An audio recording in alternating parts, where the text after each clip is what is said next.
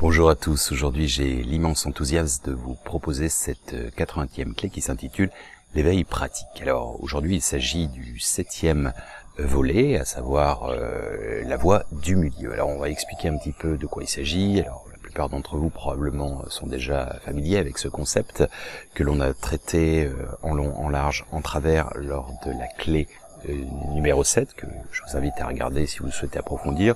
Aujourd'hui, on va le voir sous une forme un peu différente, déjà résumé, mais aussi une clarification et essentiellement comment le mettre en pratique dans la vie de tous les jours. Alors il s'agit d'une philosophie, mais une philosophie pour moi, une philosophie pratique, même si ça semble paradoxal parce que philosophie c'est un petit peu entre guillemets de la théorie, mais l'idée c'est bien entendu de voir ces champs d'application, ces champs de rayonnement, de mise en situation dans la vie de tous les jours. Alors, tout d'abord, je vais vous la présenter pour expliquer le concept à travers une légende.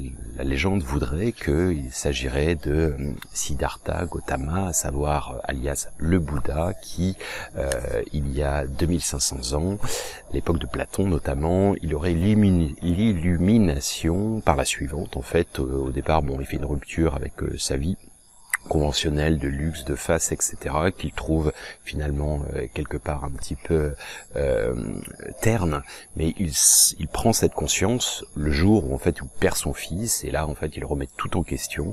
C'est un peu le principe de l'apocalypse, la révélation, hein. Des événements assez durs et assez forts parfois nous permettent en quelque sorte de nous chambouler, de remettre en question un petit peu notre quotidien, notre existence. Eh bien, il s'en va à la quête intérieure et extérieure, en partant à la rencontre sur les chemins de la connaissance en quelque sorte, et pendant plus de 6 ans il va mener différentes techniques, il va faire des ascèses, etc., et en fait quelque part il fait d'un coup de volant à droite, il fait un coup de volant à gauche, donc une vie un petit peu mondaine, d'opulence, etc. Il va être complètement dans l'extrême, à savoir un rejet de tout, un nihilisme, et en fait bon, il commence à devenir rachitique, hyper sédent, etc., etc. Et à un moment en fait où il est vraiment à l'extrême, au bout de 6 ans, il a l'illumination par la suivante. En fait, il entend, donc selon la légende, il entend un professeur de sitar, alors qu'il est en méditation contre un arbre, et qui dit à son élève, en gros, si ta corde est trop tendue, eh bien elle va casser, et si elle ne l'est pas assez, eh bien tu ne pourras pas émettre de musique, de son. Et c'est à ce moment-là qu'il se rend compte qu'il y a un entre-deux qui est nécessaire pour que les choses soient équilibrées. Alors, je dis justement dans Synthèse de synthèse, ouvrage avec 80 citations et des illustrations que vous pouvez télécharger depuis mon site aureliemilo.com gratuitement. Si la corde de ta harpe n'est pas assez tendue, elle n'émettra jamais le moindre son, mais si elle l'est trop, elle risque de casser. Accorde-toi sur cette règle d'or propre à la voix du milieu, en résonance avec les lois de l'univers, la vie commencera à chanter à l'unisson. Alors, si vous voulez, pour la faire assez simple, la voie du milieu concrètement, c'est un peu l'image que l'on a du yin et du yang, hein. Vous savez, ce rond avec deux parties, une noire, une blanche, et sur lequel il y a deux petits points. Alors c'est le principe de yin yang, ok, de polarité. C'est la définition même de la dualité, duel, deux, hein. C'est un ensemble qui est formé de deux composantes, ok, deux opposés qui se neutralisent, qui s'apaisent. La vallée, la montagne, l'obscurité et la lumière, ainsi de suite. D'accord, le bien, le mal, etc. Même si tout ça, bien entendu, ce sont des concepts subjectifs. Mais disons que ce sont des contraires qui se mettent en relief mutuellement et qui existent en se séparant. Exister signifie se séparer, comme on l'a déjà dit à bon nombre de reprises. Alors, la petite particularité quand même à ce schéma du Tao, parce que ça émane du taoïsme, hein, dont père créateur c'est Lao Tzu, chinois, et en fait, si vous voulez, c'est une dynamique. On a l'impression qu'il est figé, mais pas du tout en fait. C'est justement parce que ça tourne, tel une dynamo, hein, dans un vélo, eh bien, ça crée un mouvement qui crée une dynamique. C'est-à-dire, alors, à titre d'exemple, c'est un petit peu comme si vous aviez, justement, ça c'est a priori Cousteau se serait converti à l'islam au vu de ce passage dans le Coran. En fait, si vous avez le Gulf Stream, c'est ce qui régit entre autres les climats, d'accord, donc, et c'est le fruit, la résultante de courants chauds et de courants froids. Et ça crée une dynamique, ça crée du plus, du moins, donc ça crée une réaction en chaîne qui va permettre le climat et les saisons et la vie en fait sur Terre, la nature et nous également, accessoirement. Et donc, si jamais c'était une eau douce, neutre, eh bien, ça ne créerait aucune dynamique. Eh bien, c'est ça. On a l'impression que c'est neutralisé, c'est apaisé, certes, c'est une complémentarité, ça c'est très important. L'un ne va pas sans l'autre. C'est ça qu'il faut retenir, c'est l'un ne va pas sans l'autre. C'est, en quelque sorte, c'est apaisé. C'est une complémentarité, et surtout aussi ce qu'il faut y voir dans ce symbole du yin et du yang, il y a une petite partie de l'un dans l'autre, et vice versa. C'est-à-dire que si je schématise le noir, le blanc, il y a toujours un peu de bien dans le mal, et il y a toujours un peu de mal dans le bien. Hein. Il n'y a pas de perfection sur Terre, même les plus grands de ce monde, les plus gentils, péter des câbles de temps en temps. Voilà, ça c'est une réalité. Et à contrario, il y a des gens qui sont Pierre Torseneur, hein, on a eu les témoignages de nazis qui faisaient des horreurs la journée et revenaient le soir au sein de leur famille, étaient sur les camps d'ailleurs, et étaient des pères de famille exemplaires. Vous voyez un petit peu le paradoxe. Alors, si vous voulez, l'origine, elle est assez obscure. On attribue ça d'une certaine manière à la confusion à Bouddha. C'est 2500 ans avant notre ère, avant maintenant, pardon, et également au taoïsme qui est à peu près à cette période, c'est 550 avant Jésus-Christ. Cela étant, c'est l'un et l'autre, mais c'est aussi même encore plus loin, c'est aussi dans l'hindouisme. Vous avez exactement le yin et le yang dans l'hindouisme. L'hindouisme c'est antérieur. Bouddha était d'ailleurs Siddhartha Gautama était lui-même hindou, hein, comme Jésus était juif. Bon bref, il a juste amendé certains principes ou éclairci, etc. En gros, vous l'avez dans l'hindouisme, c'est Ida Pingala. Yin, yang, ce sont des polarités féminines, masculines qui se contrebalancent. D'accord ? Alors, en fait, si vous voulez, vous l'avez, on a l'impression que c'est une philosophie asiatique dans ses origines, mais pas du tout. Pas exclusivement.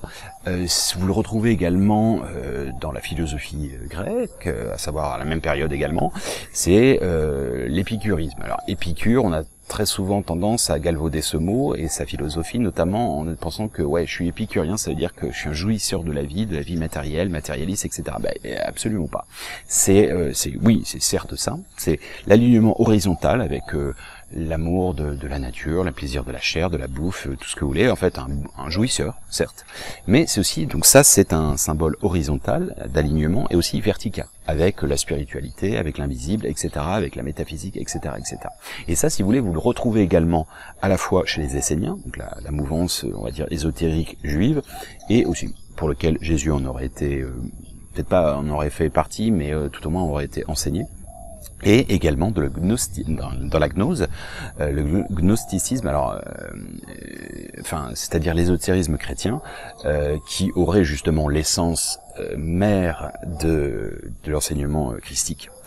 Bon, sans s'égarer, en fait, si vous voulez, c'est le symbole de la croix. Encore une fois, c'est l'alignement horizontal avec la matérialité et vertical avec on va dire, la métaphysique, le monde invisible et la dimension subtile et invisible de la vie. Alors, pour expliquer davantage ce qu'est la notion de voie du milieu, en fait, c'est s'affranchir en quelque sorte. C'est une neutralité, une complémentarité, comme je l'ai dit, qui est nécessaire. Dans la dualité, un petit peu comme pour voir la magnificence d'un arc-en-ciel, vous avez besoin de la pluie et du soleil.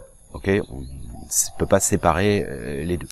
C'est aussi ce qu'on est invité à faire, on va le voir aujourd'hui dans différentes pratiques et techniques et conseils, c'est aujourd'hui on a le yin et le yang. Alors un homme n'est pas forcément yang, yang c'est la polarité masculine, une femme n'est pas forcément yin, ok.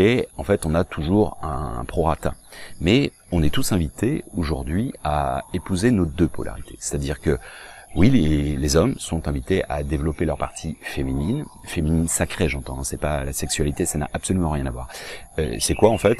Ça s'apparente à la créativité, à l'émotion, à la sensibilité, les sens. En fait, il faut savoir que à l'invisible, parce qu'en fait les intercesseurs à la base sont des femmes, hein, c'est juste une société matriarcale qui a fait en sorte que on a les prêtresses, la Pythie, etc.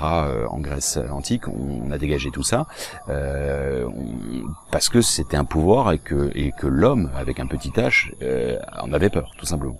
Donc c'est développer tout ça. Et la masculinité, c'est un autre, c'est la dynamique, c'est l'organisation peut-être plus, c'est l'expansion, c'est le développement, c'est le cartésianisme quelque part, c'est la rationalité, etc., etc. Et les femmes sont aussi invitées à le faire. C'est aussi pour ça que vous voyez, entre guillemets, probablement, ce n'est pas un jugement ce que je dis, une confusion inconsciente pour certaines personnes qui sont dans une confusion des genres, par exemple. Encore une fois, je ne juge pas celui qui a envie de se convertir, entre guillemets, il est femme, il veut devenir homme, etc. Mais peut-être qu'il y a de ça aussi. Peut-être qu'il y a de ça, en fait, c'est une interprétation physique et non pas subtile. Bon, à bon entendeur, salut. Encore une fois, je ne fais pas de jugement. Celui qui est bien comme ça, à vouloir changer de sexe, grand bien lui fasse. Alors, en fait, si vous voulez, c'est s'affranchir des passions et des aliénations. Être aliéné, ça veut dire étranger en latin.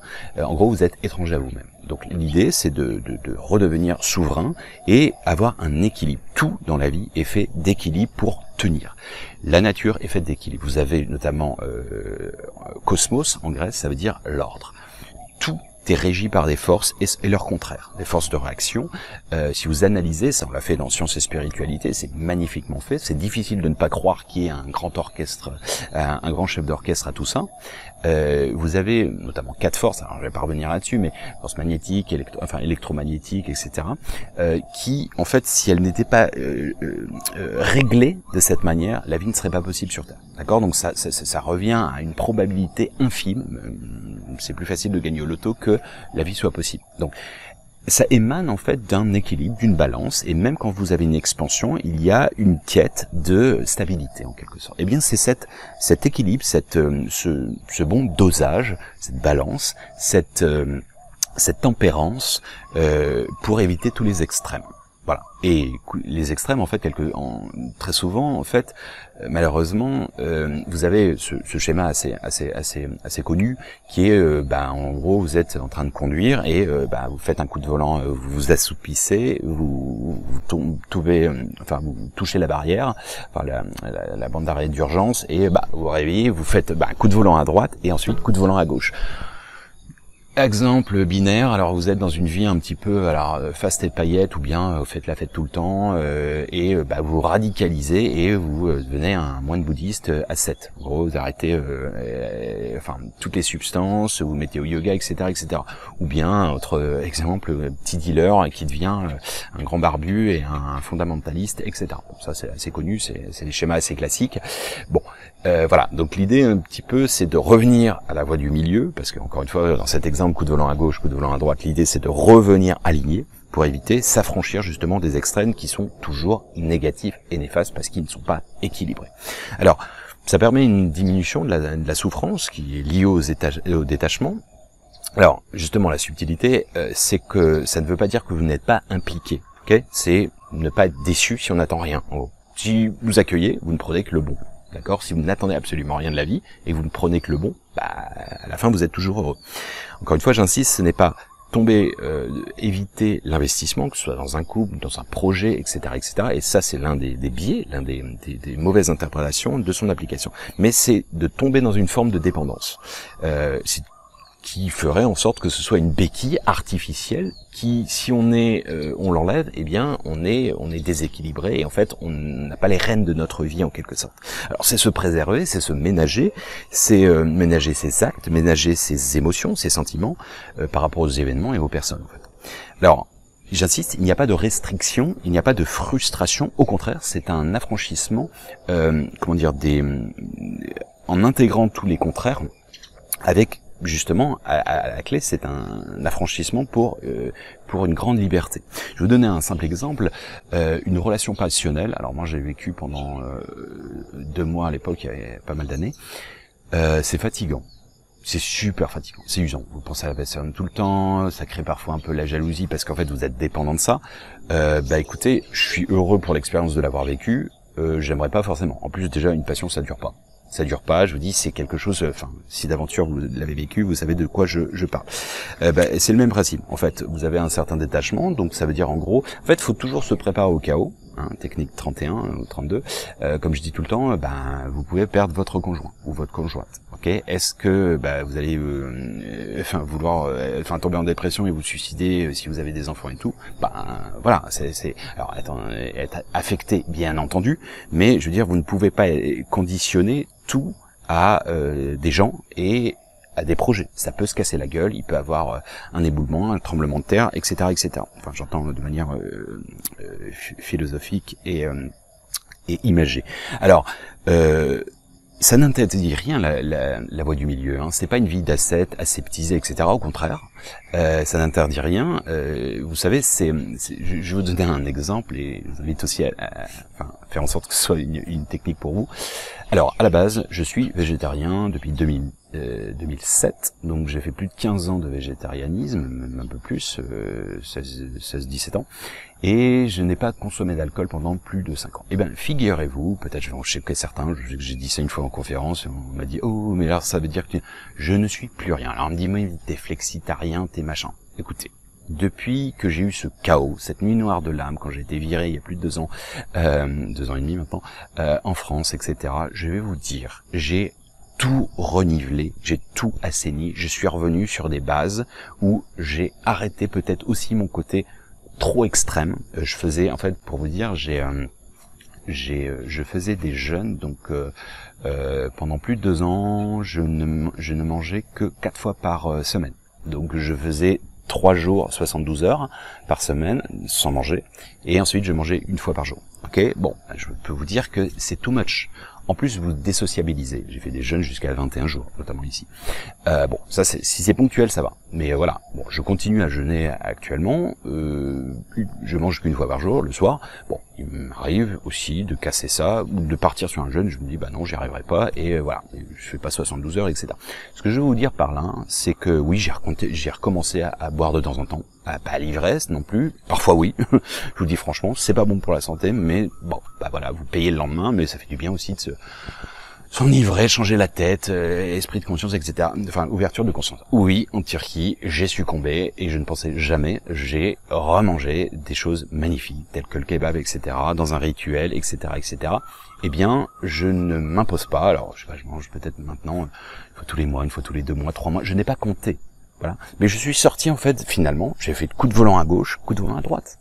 In fine, si je me l'avoue, eh bien, encore une fois, je vous dis, c'est pas bien ou mal ce que je fais, je n'attends pas de jugement, ni d'approbation, ou peu importe. Alors, être mesuré, je vous dis, c'est comme le principe d'être aligné, soit exclusivement matérialiste, et ou spirituellement, dans la spiritualité exclusivement. Non, la vie, c'est aussi une balance de tout ça. Les enfants, l'éducation, les projets, le travail, etc., l'épanouissement, hein, je veux dire, ça fait partie de tout ça. Alors, du même ordre, vous l'avez notamment, alors posez-vous ces questions, est-ce que dans toute action, est-ce que je suis balancé par rapport à l'intellectualisme, au rationalisme, à la pensée, le mental, et le cœur, ok, le sentiment, la sensation, l'intuition, etc. Ça, c'est important d'avoir aussi cette bonne balance.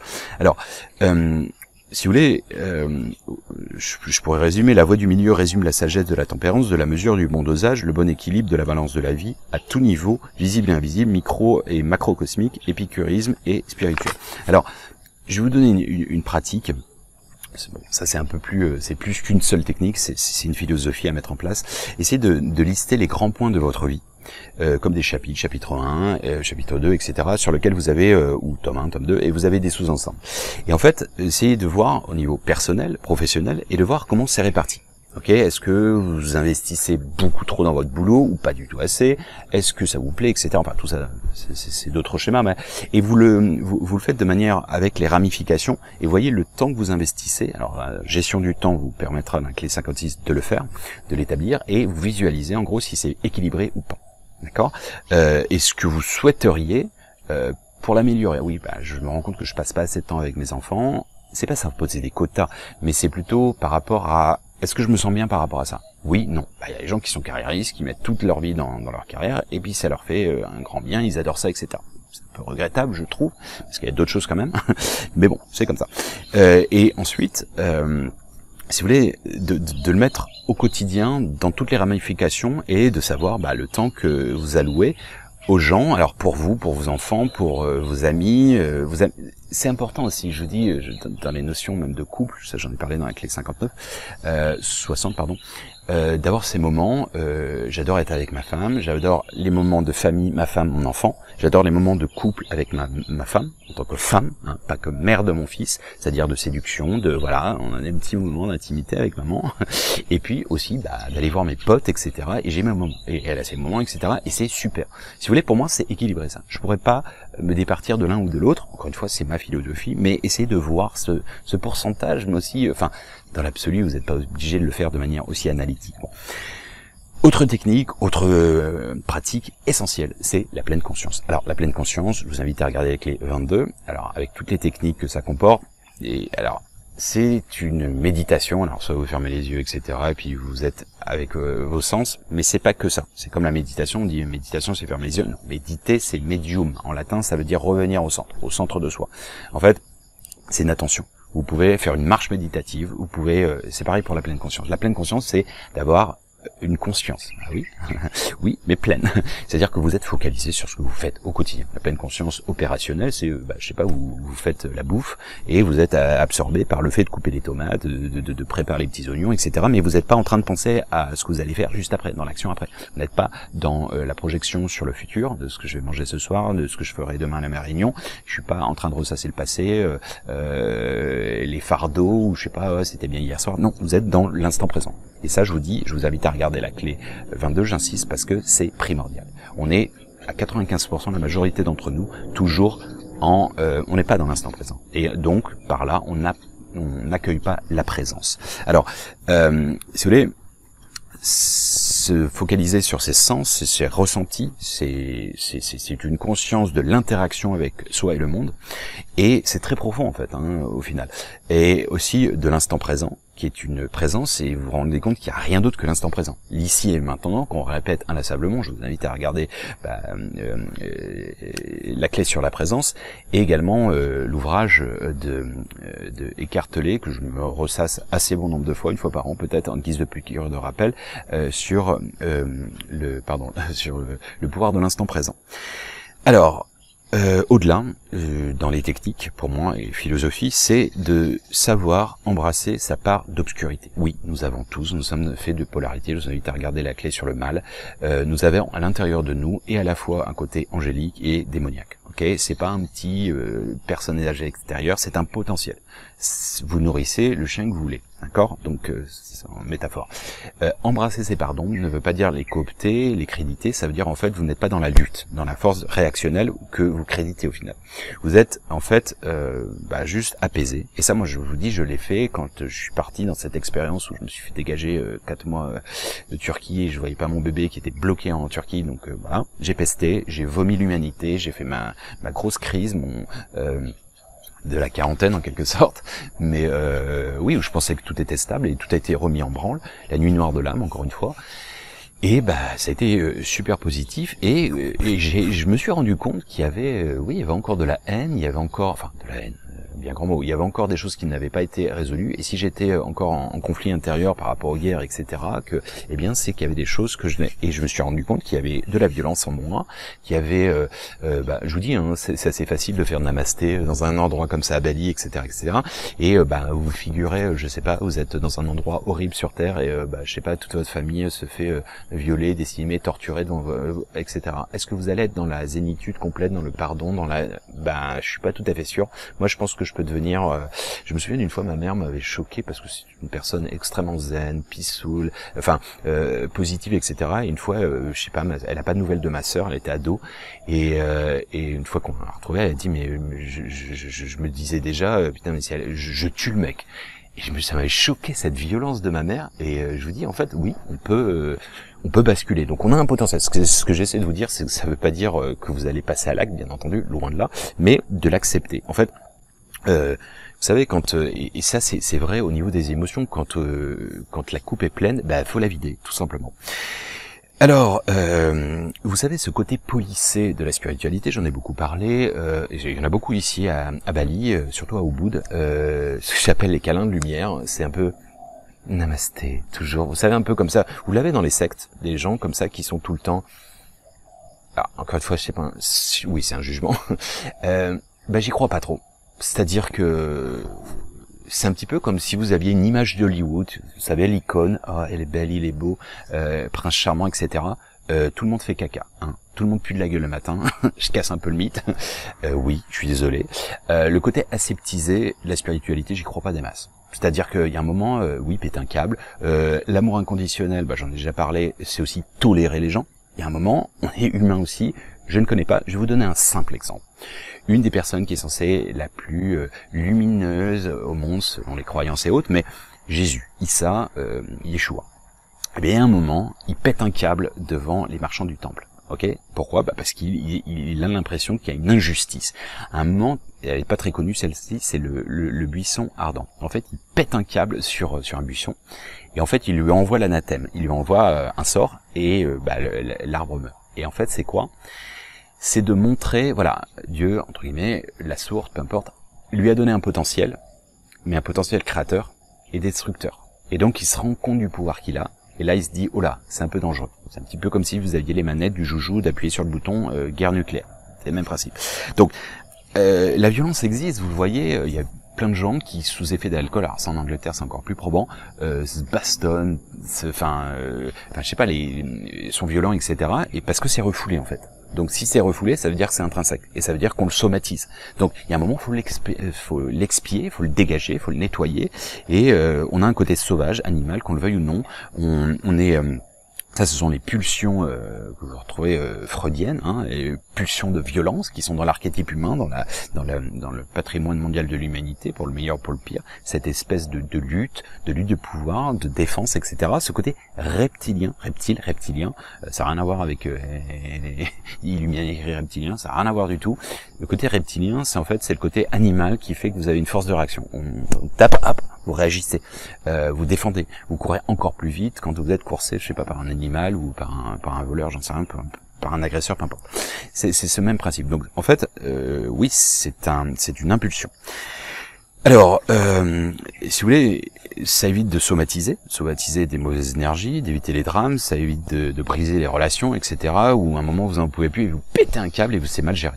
Eh bien ça, il y a des techniques. Vous pouvez regarder dans la clé 31, mais le Qigong, notamment, on a tendance à faire des trucs comme ça au départ pour se détendre. Comment vous détendez un muscle? En le contractant, en faisant un massage en quelque sorte.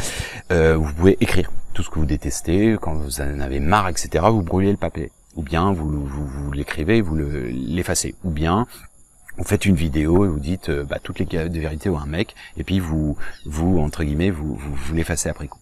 Ou bien, moi ça m'arrive, je le fais ça, j'en ai marre et je sais pas, on manque de respect ou j'en sais rien, ou le truc, vous avez bossé et puis les gens vous répondent pas, ou bien ça capote comme ça, un mail incendiaire, voilà, je l'écris que pour moi, je sais que je vais pas l'envoyer, mais ça fait du bien, je le formalise, ok, puis après, j'ai fait mon gros caca encore, je passe à autre chose. Alors, vous pouvez aller crier en forêt, crier sous l'eau, vous pouvez aller faire un sprint jusqu'à ne plus en pouvoir. Je vous promets que ça détend. La méditation y contribue, l'hyperventilation y contribue. Regardez la clé, vous verrez que il y a énormément de l'hyperventilation, de techniques pratiques, mais sur lesquelles je ne vais pas revenir ici. Alors, aussi sachez vous exprimer, c'est-à-dire favoriser la communication, laissez pas pourrir une situation, ok. Pas réagir à chaud, et aussi ne pas essayer d'être un surhomme, d'être un prophète, etc. Même les prophètes, les exemples, on les a aseptisés, on leur a donné quelque chose de non accessible. Le fait que par exemple Jésus n'ait pas de descendance, c'est pour en faire une espèce de saint, d'ange, etc. Mais un truc qui est pas accessible. Alors qu'il a dans son message, il a toujours dit, vous ferez mieux que moi. D'accord, donc c'est pas Bouddha, il en a rien. Je suis désolé, c'est pas blasphématoire, un petit peu quand même. Il en a rien à foutre qu'on brûle de l'enfant pour lui. Ok, si c'est une reconnaissance, une gratitude par rapport à la technique qu'il a trouvée, mais il a envie qu'on la développe nous-mêmes. Eh bien Jésus c'est pareil, et tous les prophètes c'est pareil. Ils veulent pas être des exemples, qu'ils aient des médailles et on les gratifie, etc. Parce que ça c'est une extériorisation, une déresponsabilisation, alors que tout simplement c'est être un exemple, être un messager d'un message que l'on veut mettre en application. Voilà, je vous invite véritablement à méditer sur tout ça. On ira un peu plus loin dans la prochaine vidéo. Espérons que ça façonne la passe-partout de la clé des champs de conscience, des champs du cœur, de ce que vous voulez. Comme vous le savez, tous les chemins mènent à Rome et au Dôme, un bon entendeur. Salut!